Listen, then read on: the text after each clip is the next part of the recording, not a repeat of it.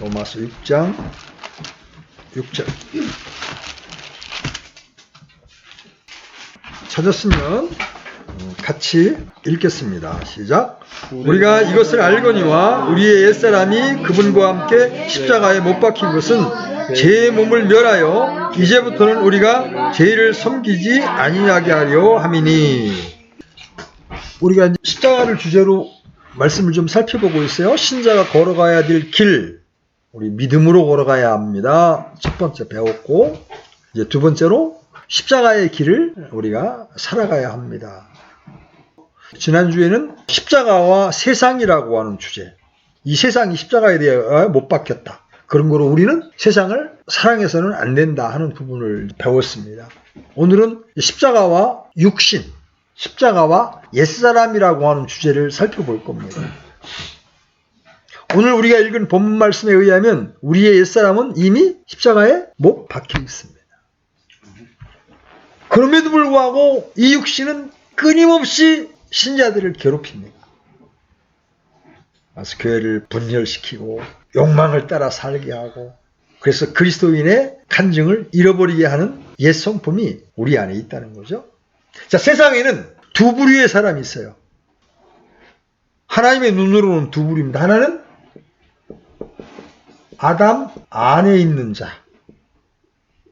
사람이 태어나면 다 그 소속이 아담 안에 있는 거예요.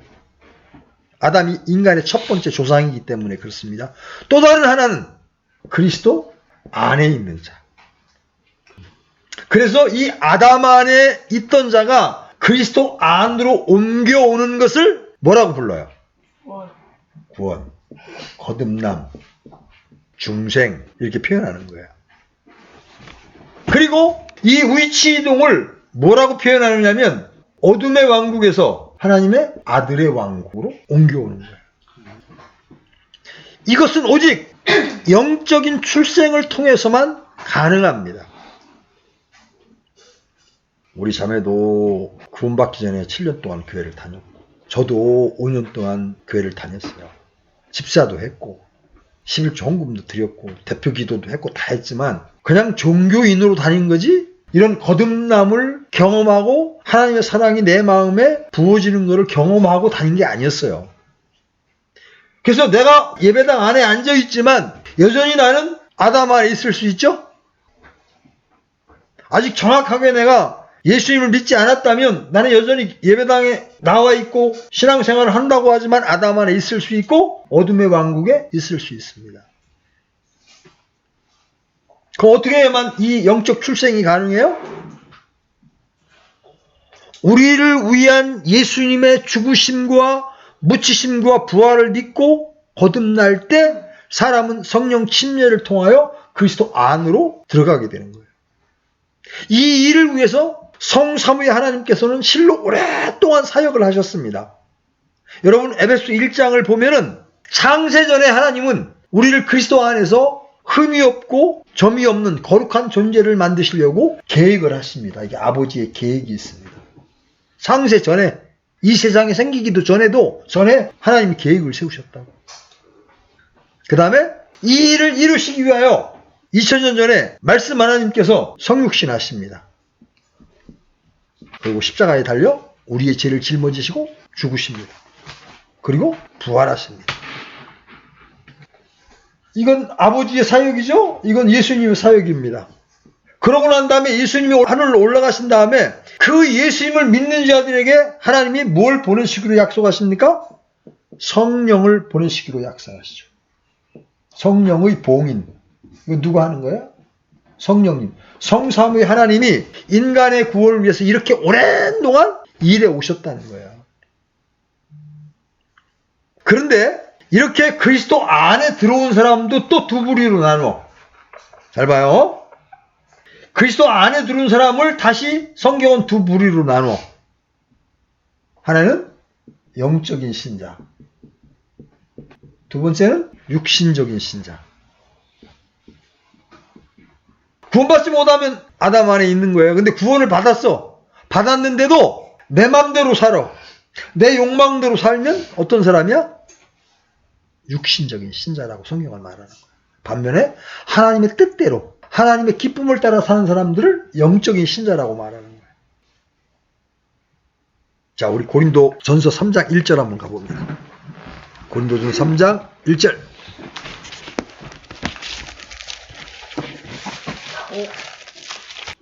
찾았으면 같이 한번 읽어봅니다. 시작. 형제들아, 내가 영에 속한 자에게 말하는 것 같이 너희에게 할 수 없어서 육신에 속한 자 곧 그리스도 안에 있는 갓난 아이들에게 말하는 것 같이 하였노라. 여기 육신에 속한 자가 나오죠? 근데 그 육신에 속한 자를 또 뭐라고 표현하느냐면 갓난 아이다. 갓난 아이는 젖밖에 몰라. 그쵸? 젖밖에 모른다. 그래서 아담 안에 있느냐 그리스도 안에 있느냐가 천국과 지옥을 결정하는 것이라면 뒤에 있는 이 영적인 신자냐 육신적인 신자냐는 하나님과의 교제와 유업을 결정하는 거예요. 영적인 신자는 하나님 앞에 기쁨이 되지만 육신적인 신자들은 때로 하나님의 원수가 되기도 하는 겁니다.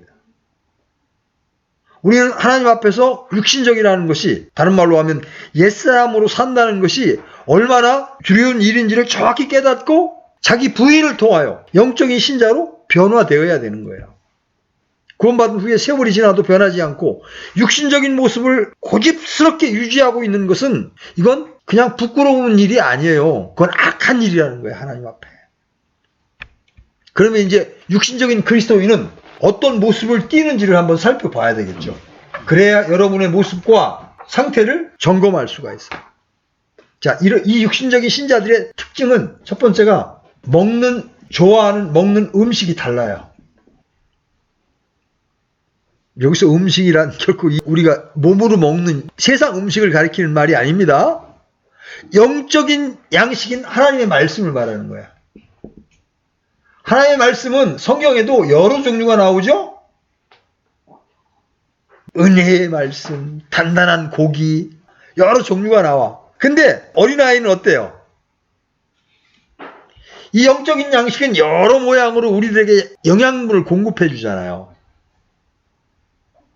예를 들어서 하나님은 우유로, 빵으로, 사과로, 꿀로, 고기로 우리들을 먹이십니다. 그래서 영적인 아이들에게는, 갓난 아이들에게는 부드럽고 먹기에 부담이 되지 않는 우유로 먹이시고, 조금 자란 사람들에게는 빵으로, 사과로, 꿀로 먹이십니다. 그리고 장성한 사람들에게는 고기 같은 단단한 음식을 먹입니다. 제가 설교를 할 때마다 어려운 게 그거예요. 구원인지 아닌지도 모르는 애매한 사람도 있고, 갓난아기도 있고, 장성한 신녀 있고, 어디다가 초점을 맞춰야 될지 힘들어, 내가 이게. 쳐달마다. 근데 많은 그리스도인들은 계속 우유와 빵만을 좋아하는 거야. 그들은 다른 음식은 소화를 시키지 못합니다. 물론 갓 태어난 아기는 말씀의 젖을 먹어야 합니다. 젖을 먹어야 합니다. 아직 이빨이 안 났으니까. 그래서 베드로전서 2장 2절에서 새로 태어난 아기들로서 말씀의 순수한 젖을 사모하라. 이것은 너희가 그 젖으로 말미암아 성장하게 하려 함이라. 나중에 성령이와 충만이가 결혼해서 이제 첫애가 딱 태어났는데 아직 이빨도 안 낸 애한테 막 비유스텍을 막 쓸어주겠다고 그래 봐. 그건 못 먹잖아. 소화를 못 시키니까. 그래서 순수한 젖을 먹는 거야. 그러나 이제 장성하면 단단한 음식을 먹어야 돼. 그런데 그렇지 못하게 되니까 바울이 히브리서 5장에서 이런 이야기를 합니다. 멜기세덱에 관하여는 우리가 말할 것이 많으나 너희가 듣는 것이 둔함으로 말하기 어려우니라. 못 알아듣는다는 거죠. 시간으로 보건대 너희가 마땅히 가르치는 자가 되었어야 할 터이나 하나님의 말씀의 첫째 기초 원리들을 남에게 다시 가르침을 받아야 할 필요가 너희에게 있나니 너희가 단단한 음식이 아니라 젖을 필요로 하는 자가 되었다. 그러나 단단한 음식은 장성한 자들에게 속하나니 그들은 그것을 사용하여 자기 감각들을 단련시킴으로 선악을 분별하느니라. 많은 사람들이 아직까지 멜기세덱에 대하여 잘 모릅니다. 7년 대환란에 대하여 모릅니다. 그러다 보니까 뭐만 좋아해? 맨날 복음 얘기만 좋아하는 거예요. 그래서 그 전에 구원파에 있다가 독립침례교회로 왔던 자매가 그 구원파 출신의 사역자가 복음 설교하는 것을 초청 설교한 걸 듣고 이제 기분이 좋다. 동일 침략 위해서 설교하는 단단한 음식들은 뻐거웠던 거야, 본인이. 복음 얘기만 나오면 좋고 나머지는 부담스러운 거야. 그렇게 되면 어떻게 돼? 단단한 음식을 먹지 못함으로 선과 악, 의의 말씀에 능숙하지 못한 거예요. 그렇게 되면 성경에 깊이 있는 말씀, 단단한 음식들은 소화를 못 시키는 거예요. 예컨대 마태복음에 나오는 어리석은 5 처녀가 누구? 달란트 비유에서 1 달란트 받은 자는 누구인지 알지 못합니다. 그러니까 알미니안주의자들이 제대로 살지 못하면 구원이 시주됩니다. 그러면 겁먹어가지고 그런 줄 알고 그런 쪽으로 쫓아갑니다. 그런 사람들은 구원받은 지 아무리 오래되었다고 해도 아직 말씀의 젖을 먹고 단단한 말씀의 식물을 먹지 못하는 사람들이에요. 이러한 영적 악의는 아무런 힘을 쓸 수가 없습니다. 여러분, 악의도 분명히 생명을 소유하고 있지만 힘쓰는 일을 못하잖아요. 한국에는 이러한 영적 어린 아기들이 진짜 많습니다. 이들은 구원을 받았지만 항상 영적 어린아이의 상태에 머물러 있는 거예요. 이게 육신적인 신자, 갓난아이의 특징이다. 이게 첫 번째 특징이죠. 단단한 음식을 못 먹는다. 두 번째, 육신적인 신자의 특징, 상태가 어떤 거예요? 사람을 따라 당을 짓는다. 여러분, 바울이 고린도 교회를 향해서 이렇게 말하죠. 너희가 아직도 육신에 속하였도다. 너희 가운데 시기와 다툼과 분열이 있으니 너희가 육신에 속하여 사람들처럼 걷지 아니하느냐. 어떤 이가 말하기를 나는 바울에게 속하였다 하고, 다른 이는 말하기를 나는 아볼로에게 속하였다 하나니 너희가 육신에 속하지 아니하였느냐, 이렇게 말합니다. 고린도 교회 신자들은 아직까지 영적 악의에 머물러 있는 사람들이었던 거죠. 바울 시대에 여러 교회들 중에서도 가장 영적인 문제가 많은 교회는 단연코 고린도 교회였습니다. 이들은 서로 시기하고 다투고 분열이 있었고 그들이 좋아하는 사람들을 따라 행했습니다. 오늘날 마치 칼빈에게 속한 사람, 여러분 장로교가 칼빈을 따르는 사람들이에요. 웨슬리에게 속한 사람, 감리교예요. 캠벨에게 속한 사람, 그리스도교예요. 이런 사람들처럼 고린도 교회도 나는 바울에게 속했다? 내가 보면 게바가 제일 나아. 난 아폴로 설교가 제일 좋던데? 이러면서 파당을 짓고 분열을 일삼았습니다.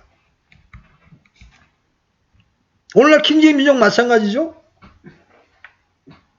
사람 이름을 검명 안 하겠습니다만 누구누구 라이트. 그래서 자기가 신뢰하는 그 형제만 가장 성경을 잘 가르친다는 생각으로 딱 당을 지어가지고 서로에 대한 어떤 판단을 가지고 있다고.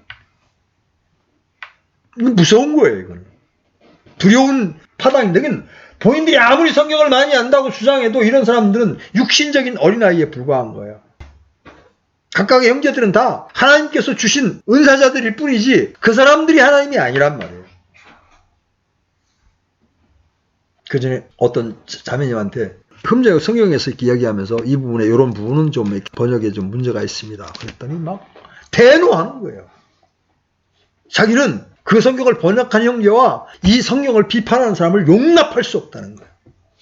불어 떨면서 하는 거예요. 객관적인 위치에서 성경을 바라보려고 하지 않는다는 거죠. 그런 사람도 어떤 사람들이에요? 사람을 따라 당을 짓는 겁니다. 지금은 또 번역본에 따라 당을 져서 교재가 막히는 현실을 우리가 지금 목도하고 있습니다. 사도 바울은 그런 사람들을 책망하고 권면합니다. 여러분 고린도전서 1장 10절로 13절 열어보십시오. 1장 10절로 13절. 고린도전서 같이 읽습니다. 시작. 형제들아, 이제 내가 우리 주 예수 그리스도의 이름으로 너희에게 간청하노니 너희는 다 같은 것을 말하고 너희 가운데 분쟁이 없이 같은 생각과 같은 판단 안에서 완전히 함께 결합하라. 내 형제들아, 글로의 집안에 속한 자들을 통해 너희에 관한 일 곧 너희 가운데 다툼이 있음을 내가 밝히 알게 되었노라. 이제 내가 이것을 말하노니 곧 너희가 각각 이르기를 나는 바울에게, 나는 아볼로에게, 나는 게바에게, 나는 그리스도께 속하였다 하는도다. 그리스도께서 나뉘셨느뇨? 바울이 너희를 위해 십자가에 못 박혔느냐? 혹은 너희가 바울의 이름으로 침례를 받았느냐? 이런 모습들이 끊임없이 교회 역사를 통해서 이 파당을 지어 지금 내려오고 있습니다. 육신에 속한 자들은 항상 파당을 짓기를 좋아하고 서로 비방하며 남을 무시하고 분열을 일삼습니다. 오늘날 자신들만 최고의 신앙생활을 하는 사람으로 착각해서 다른 단체에 속한 사람들을 모두 낮추어 생각하거나 업신여기려는 경향이 있습니다. 이는 대단히 잘못하는 것입니다. 이러한 일이 옛날 고린도 교회에만 있었던 것이 아니라 오늘날에도 얼마든지 있습니다. 그들은 주님보다 자기가 속한 교파를 더 중시하고 하나님의 말씀보다는 교단의 교리를 더 중시하며 하나님의 말씀에 귀를 기울이기보다는 목회자의 말을 더 신뢰하는 자들입니다. 시기와 다툼과 분열이 있는 교회나 신자들은 아직까지 영적인 악이 혹은 그야말로 미숙아 상태에 머물러 있는 겁니다. 그들에게 영적 은사가 얼마나 많던지 성경 지식이 얼마나 탁월하든지 그것은 중요하지 않습니다. 자, 보세요. 그들은 사람을 따라 당을 짓는다. 세 번째, 육신적인 신자의 상태. 그들은 육신적인 신자니까 육신적인 생각밖에 할 게 없죠. 이건 피할 수 없는 거야. 그 전에 주원이가 어렸을 때 아담의 자기 중심성의 극치를 보여주는 거야. 윷놀이를 했다. 본인이 지면 안 돼. 룰을 깨트려서라도 자기가 이겨야 돼. 그러면서 좀 그런 부분이 나아졌어. 요새는 이제 게임을 하면 내가 지면 안 돼. 얼마든지 질 수도 있죠? 지면 안 돼. 그래서 지면 씩씩거리고 그래. 우리 로마서 8장 5절 가보십시오. 로마서 8장 5절에 보면 여러분 이제 눈으로 읽으세요. 바울은 여기서 육신을 따르는 사람들은 육신의 일들을 생각한다. 이렇게 이야기합니다. 육신적인 사람의 머리와 마음에는 항상 육신적인 것들로 가득 차 있는 거예요. 그들은 항상 인간적이고 세상적인 육신적인 정욕을 채우기 위해서 온갖 지저분한 육신적인 것들만 생각하고 추구합니다. 이건 구원을 얻지 못한 사람들만 두고 하신 말씀이 아닙니다. 구원받은 신자라 할지라도 육신의 이끌림을 받게 되면 이렇게 하는 거예요. 비록 구원을 받은 신자라 할지라도 육신적인 신자는 항상 육신적인 것만 생각하고 육신적인 것들만 추구하고 육신적인 것만을 쫓아서 살아갑니다.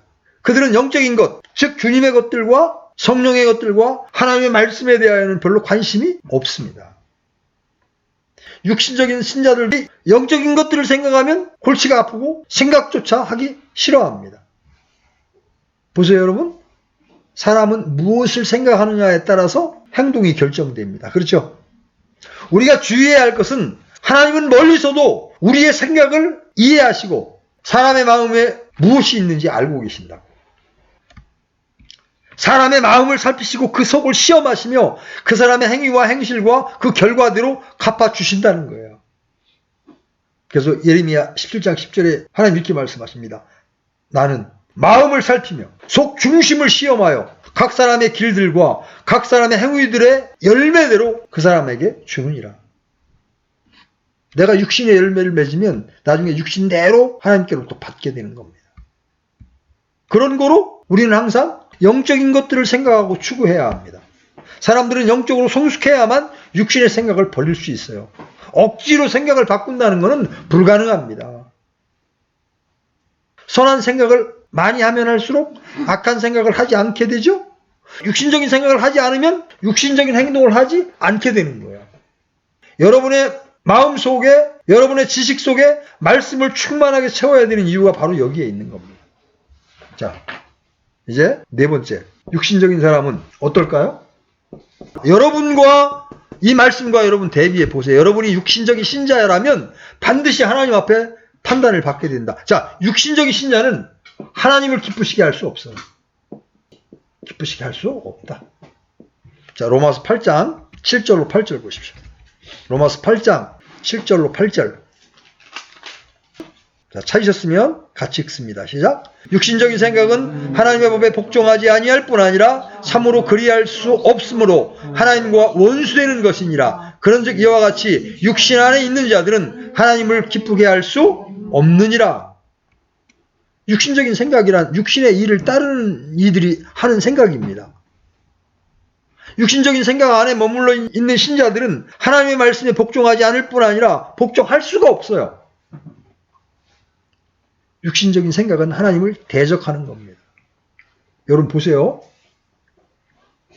야당의 힘 있는 대표에게 말 잘못했다가 지난번 공천 다 배제되잖아요. 바로 보복을 당합니다. 그런데 항상 우주 만물을 주관하시는 분의 대적으로 여러분이 선다. 여러분이 육신적으로 살게 되면 하나님과 원수가 된다. 여러분 두려워할 줄 알아야 합니다. 구원받은 신자들이 하는 육신적인 생각이 무엇입니까? 돈을 사랑하는 겁니다. 세상을 사랑하는 겁니다. 하나님보다 자기 배를 섬기는 겁니다. 생각 속에서 언제나 자기가 먼저고 하나님은 나중입니다. 하나님 뭘 하라고 그러면 아니요, 나 바빠요. 내일이 먼저입니다. 김주현이 보고 성경 읽어라 그러면 나 바빠요. 게임하냐고 바빠요. 이게 육신적인 겁니다. 항상 우리 안에 있는 육신은 우리 안에 거하시는 성령을 거스르고 성령은 항상 우리 안에 있는 육신의 생각을 거스릅니다. 이 둘이 서로 반목함으로써 우리가 하고자 하는 것을 못하게 합니다. 구원받은 신자가 육신을 따라 행하고 육신적인 생각을 할 때 하나님을 기쁘시게 할 도리가 없는 거예요. 자, 부모들은요, 자녀가 태어날 때 기뻐하죠? 생명의 탄생만으로도 기쁜 겁니다. 그러나 자라야 될 아이가 자라지 못하면 그때부터 그 기쁨은 근심으로 바뀝니다. 자라는 아이가 악을 행할 때 부모의 마음은 슬픔과 고통을 느끼게 됩니다. 마찬가지로 구원받은 신자가 육신을 따라 행하고 세상을 사랑할 때 하나님은 슬프신 겁니다. 교회 안에 육신의 생각을 하는 사람들은 교회 안에 모든 문제를 야기시킵니다. 그리고 항상 육신적인 생각을 버리지 못하는 사람은 무엇을 하든지 비록 그가 전도를 하고 기도를 하고 봉사를 하고 찬송을 부를지라도 그는 하나님을 기쁘시게 할 수가 없는 겁니다. 육신적인 신자는 하나님을 기쁘시게 할 수 없다. 자, 다섯 번째, 육신적인 신자는 육신을 따라 죽습니다. 로마서 8장 13절, 너희가 육신을 따라 살면 죽을 것이로되 성령을 통해 몸의 행실을 죽이면 살리라. 여러분, 육신을 따라 살다가 죽은 사람들이 성경에 나오죠? 고린도 교회 신자들 중에 그런 사람이 있었고, 요한일서에 사망에 이르는 죄를 범한 사람들이 나옵니다. 아나니아와 삽비라가 그런 사람들이었고 아간도 그런 사람들이었습니다. 저의 주변에도요, 그야말로 육신대로 교회를 대적하며 살다가 하나님께서 일찍 배려간 형제자매들이 여럿 있습니다. 이 말씀을 여러분 두려움으로 받으셔야 합니다. 내가 지금 육신적으로 사는 것이 별 문제가 없다고 여러분 생각하지 마십시오. 때가 되어서 하나님께서 징계를 내리시면 여러분이 감당하기 어려운 징계를 받을 수도 있어요. 육신적으로 계속 살면서 하나님의 권면을 무시하고 계속 죄에 거하기를 즐거워하고 그러면서도 회개하고 자백해서 용서를 받지 않으면 하나님의 영광과 교회의 덕을 해치는 자들은 주님께서 이 세상에 더 두지 아니하시고 일찍 데려가실 수 있는 겁니다. 그러나 하나님은 신자들이 자기의 죄를 깨닫고 주님께 겸손하게 그 죄를 자백하고 용서를 구하면 그들에게 긍휼을 베푸십니다. 여기서 사망은 육신적인 사망만을 의미하는 게 아니에요. 또 영적인 사망. 전혀 성령의 인도를 받지 못합니다. 성령의 인도를 받지 못하니까 어떻게 돼? 교회의 권면을 전혀 받아들이지 못합니다. 설교를 통해서 하나님이 내게 들려주시는 음성을 캐치하지를 못합니다. 이 영적인 사망이에요. 육신으로 행하면 이런 사망을 경험하게 된다. 그래서 결국 어떻게 돼? 육신적인 신자는 유업을 상실합니다. 여러분 갈라디아서 5장 19절로 21절 열어보십시오. 갈라디아서 5장 19절로 21절.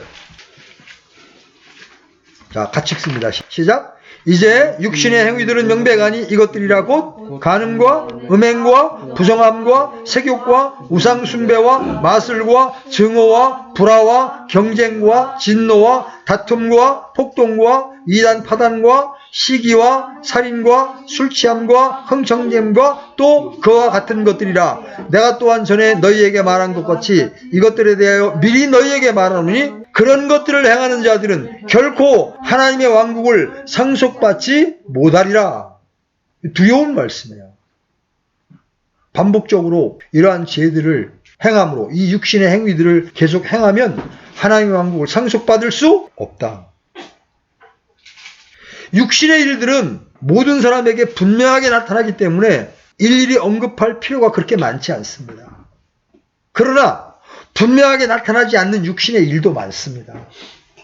영적인 일로 포장된 육신의 일도 많습니다. 얼마나 교묘하게 자신을 합리화하는지 모릅니다.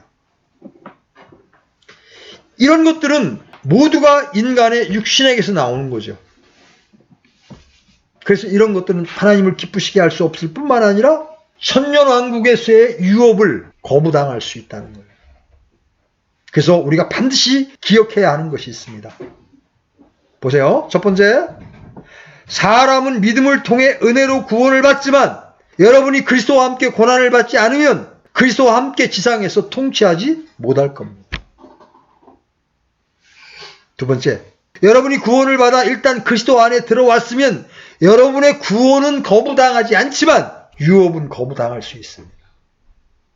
세 번째, 그리스도를 위한 여러분의 섬김이 천년왕국에서의 지상의 보상을 결정합니다. 이것은 행위에 달려있기 때문에 에서처럼 유업을 잃어버릴 수가 있는 겁니다. 자, 지금까지 우리는 육신 안에 있는 신자의 모습과 상태 그리고 그 결과들을 살펴보았습니다. 여러분 정직하게 여러분의 신앙의 모습을 이 말씀과 비교해 보십시오. 나는 육신적인 모습을 없는가? 나는 지금 유업을 잃어버리고 하나님을 기쁘시게 하지 못하는 일들을 하고 있지 않은가? 여러분 살펴보십시오. 이렇게 육신적으로 사는 것은 엄중한 일입니다. 그럼에도 값싼 복음에 머물러 있는 신자들은 그 엄중함을 알지 못하고 육신을 거부하려는 시도조차 하지 않고 삽니다. 감사한 것은 신자 안에는 그 육신을 거절하고 성령을 따라 살 능력이 주어졌다는 겁니다. 신자가 성령의 인도를 따르기로 작정하고 기록된 말씀에 믿음으로 순종한다면 그는 육신을 이길 수 있는 겁니다. 그럼에도 불구하고 그 시도조차 않는다면 그건 악한 거예요. 대부분의 신자들은 자기의 육신을 이기기를 원합니다. 그런데 그 비결을 잘 몰라요.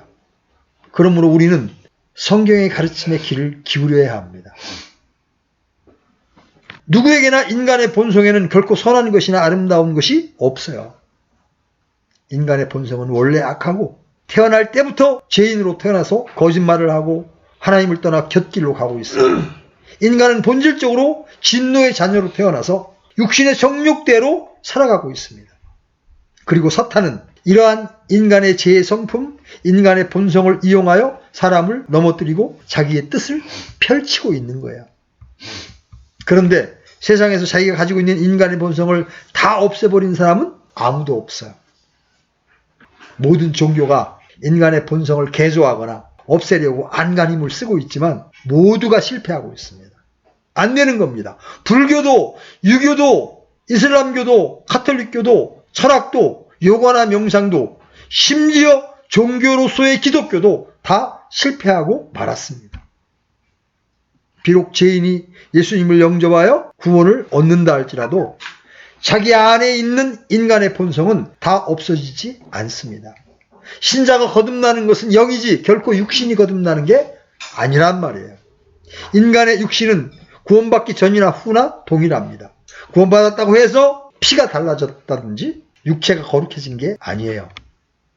그러므로 신자가 된 다음에도 여전히 죄를 짓거나 죄를 지을 수 있는 가능성을 가지고 있는 겁니다.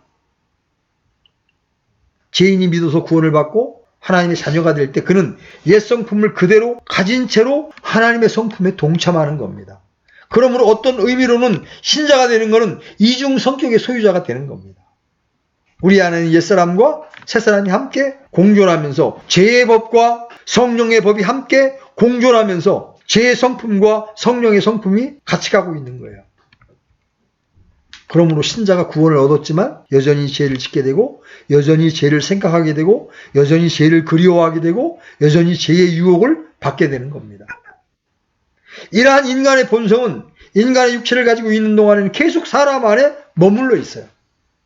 그러나 만일 사람에게 육체가 없다면 그런 육신의 성품도 사라지죠. 그래서 죽은 자는 아무것도 할 수가 없는 겁니다. 그러나 살아있는 자에게는 여전히 육신의 정욕들과 생각들이 있습니다. 죽어서 무덤에 들어간 자에게만 아무런 정욕도 아무런 생각도 없는 겁니다. 그런 거로 바울은 로마서 7장에서 탄식하는 거예요. 그런즉 이제 그것을 행하는 자는 더 이상 내가 아니요 내 안에 거하는 죄니라. 내 안에 곧 내 육신 안에 선한 것이 거하지 아니하는 줄을 내가 아노니 원함은 내게 있으나 선한 그것을 어떻게 행할지는 내가 찾지 못하노라. 이는 내가 원하는 선은 내가 행하지 아니하고 도리어 내가 원치 아니하는 악을 곧 그것을 내가 행하기 때문이라. 이제 내가 원치 아니하는 그것을 내가 행하면 그것을 행하는 자가 더 이상 내가 아니요 내 안에 거하는 죄인이라. 그런즉 내가 한 법을 발견하노니 곧 내가 선을 행하기 원할 때에 악이 나와 함께 있는 것이로다. 내가 속사람을 따라 하나님의 법을 즐거워하나 내 지체들 안에 또 다른 법이 내 생각의 법과 싸워 내 지체들 안에 있는 죄의 법에게로 나를 사로잡아 가는 것을 내가 보는도다. 오 나는 비참한 사람이로다. 이 사망의 몸에서 누가 나를 건져내랴. 그런 다음에 7장 25절에서 예수 그리스도 우리 주를 통하여 내가 하나님께 감사하노라. 그런즉 이와 같이 내가 내 자신이 생각으로는 하나님의 법을 섬기되 육신으로는 죄의 법을 섬기노라. 이렇게 말하고 있는 거예요.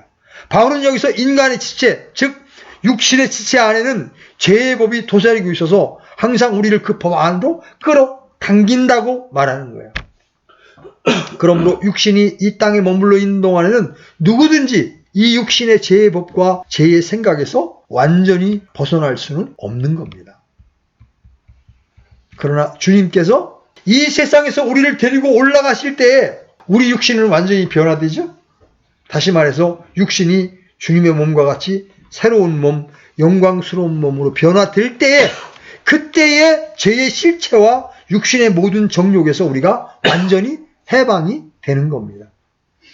그것은 죄를 짓는 육신이 없어지기 때문에 그렇습니다. 그래서 바울은 이 사망의 몸에서 누가 나를 건져내려 하고 탄식한 후에 자신을 건져낼 하나님께 감사를 드리고 있는 겁니다. 그러나 신자가 이 땅 위에 머물 동안 어떻게 이 죄의 법을, 이 육신의 법을 이길 수 있느냐. 이게 과제죠. 이게 가장 중요한 거예요. 이 길은, 봐요. 육신을 이기는 비결입니다. 이 길은 자기 육신을 죽은 것으로 여기는 것밖에 방법이 없는 거예요. 그것이 로마서 6장의 주제입니다. 신자는 자기의 육신이 처리되는 비결을 이해해야 합니다. 그것들은 신자의 육신은 그리스도의 십자가에 못 박혀 있다는 것과 이 갈라디아서 2장 20절 말씀이죠. 그리고 신자는 날마다 죽어야 한다는 거예요. 사도 바울은 로마서 6장 2절에서 신자를 죄에게 죽은 우리라고 말하고 오늘 읽은 본문 6절과 7절에서 우리가 이것을 알거니와 우리의 옛사람이 그분과 함께 십자가에 못 박힌 것은 죄의 몸을 멸하여 이제부터 우리가 죄를 섬기지 아니하게 하려 함이니 죽은 자는 죄로부터 해방되었느니라. 이렇게 말하고 있습니다. 사람이 죄의 종노릇을 하지 않기 위하여 할 일은 아무것도 없어요. 많은 사람들이 죄를 짓지 않기 위해서 무엇을 하려고 하기 때문에 계속 실패하는 겁니다.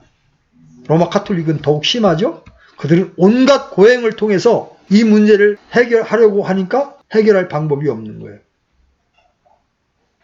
이것은 불교에서 자기 수양을 통해 도를 얻고자 하는 것과 같은 맥락입니다. 그러나 사람의 육신이 무덤에 들어가기 전에는 불가능한 일입니다. 또 많은 사람들이 자아를 죽이려고 온갖 방법을 동원하기도 하는데 그 모두가 헛된 망상입니다.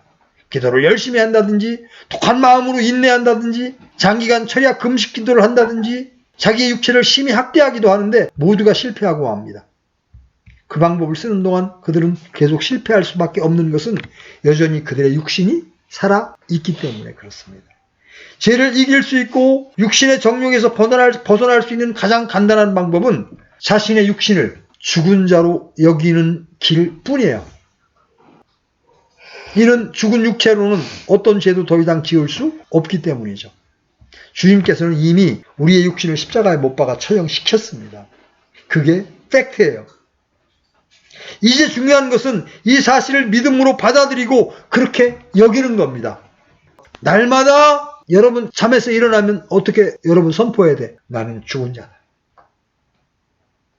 나는 십자가에 이미 처형된 자다. 고백해야 돼요. 그러면 그 육신으로부터 해방을 받을 수 있는 거예요. 그러므로 바울이 강력하게 권면하기를 로마서 6장 11절에서 이와 같이 너희도 자신을 죄에 대하여는 참으로 죽은 자요 하나님께 대하여는 예수 그리스도 우리 주를 통해 산 자로 여길지어다. 로마서 6장의 핵심은 우리의 육신을 이미 죽은 자로 여기라는 겁니다. 사람이 육신의 정욕에서 해방을 받을 수 있는 길은 자신을 죽음에 넘기는 일인데 그리스도께서 이미 행하신 것을 그대로 그들이 여기는 겁니다. 예수님이 십자가에서 나를 옛사람을 못 박았다. 아멘. 나는 이미 죽은 자다. 그러고 날마다 나는 죽노라 고백하면서 내 옛사람을 거부하려고 여러분들이 믿음으로 이 말씀을 받아들이잖아요. 그럼 옛사람이 활동을 못해. 살아나려고 하면 너 죽은 자잖아. 성질을 내려고 하면 너 죽은 자잖아. 세상을 사랑하려고 하면 너 죽은 자잖아. 여러분이 계속 날마다 여러분의 팩트를 선포하는 거야. 그렇게 되면 어떻게 돼? 죄에서 해방될 수, 육신에서 해방될 수 있게 되는 거예요. 신자의 옛사람이 죄에 대하여 죽은 자로 여기는 것이 죄를 이기는 소극적인 방법이라면 이제 적극적인 방법으로는 자신의 육체를 죄에게 드리지 않고 의에게, 즉 하나님께 드려서 거룩한 열매를 맺게 하는 겁니다. 여러분 보세요. 여러분들이 성경을 읽는다든지 복음을 전한다든지 아니면 교회로 모여서 경배를 드릴 때 여러분이 죄 지을 확률이 높아요? 아니면 세상 사람들과 어울려서 노래방에 갈 때가 죄 지을 확률이 더 높아요? 소극적으로는 죄에 대해서 죽은 자다. 이렇게 믿음으로 받아들이고 적극적으로는 이제 내 몸을 의의 병기로 하나님께 드리는 거예요. 말씀을 읽는 일에, 기도하는 일에, 다른 사람을 돕는 일에, 그럴 때 하나님의 일에 내 몸을 드리면 그 순간 하나님이 나를 쓰시기 때문에 죄가 나를 지배하지 못한단 말이죠. 그래서 로마서에서 바울은 이렇게 이야기하죠. 로마서 6장 12절부터 19절. 그러므로 너희는 죄가 너희의 죽을 몸 안에서 군림하지 못하게 하여 몸의 정욕 안에서 죄에게 순종하지 말고 또한 너희의 지체를 불의의 도구로 들여 죄에게 내주지 말며 오직 너희 자신을 죽은 자들보다 살아난 자로서 하나님께 드리고 너희의 지체를 의의 도구로 하나님께 드리라. 6장 19절에 가서 너희의 육신이 연약함으로 내가 사람들의 관례대로 말하노니 전에 너희가 너희의 지체를 부정함과 불법에게 종으로 내주어 불법에 이른 것 같이 이제는 너희의 지체를 의에게 종으로 내주어 거룩함에 이르라. 이게 비결입니다. 그러므로 자신을 온전히 주님께 헌신하지 않고는 누구든지 주님 앞에서 바르게 육신에서 해방되어 죄를 이기는 생활을 할 수가 없어요. 여러분이 죄를 이기면서 성령을 따르는 삶을 살 때 거기에 생명과 평안이 있습니다. 그리고 주님을 만날 때 주님이 예비하신 유업을 받는 복된 위치에 설 수가 있는 거예요. 여러분의 간곡히 이 시간 부탁을 드립니다. 우리 모두가 육신을 거절하고 성령을 따르는 신자가 되는 이 길을 한 걸음 한 걸음씩 배워서 하나님 앞에 갓난아이인 육신적인 신자가 아니라 영적인 신자들로 드러날 수 있게 되기를 주님의 이름으로 간곡하게 권면을 드립니다. 아멘.